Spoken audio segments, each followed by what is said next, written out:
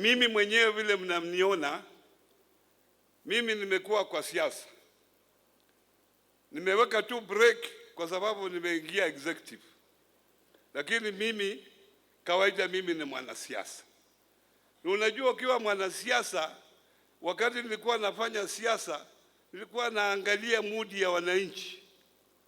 Natuma kule mtu, naenda wale wananchi wanafikiria nini.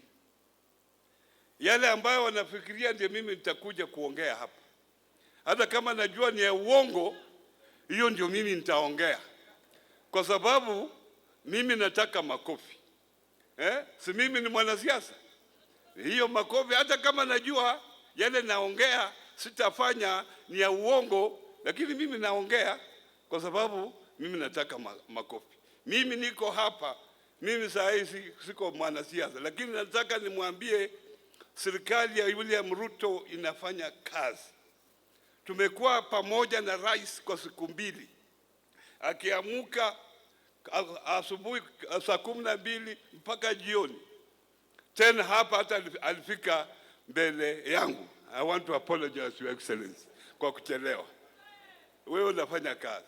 Kwa hivyo mtafishe mambo ya siasa na mambo ya maendeleo. Kwa sababu maendeleo ni wewe mwenyewe. Ukitoka kwa boma yako, kiangalie mwenyewe yangu katika boma hii. Pengine wanaongea huko kiwaziwazi na hiyo itakusaidia.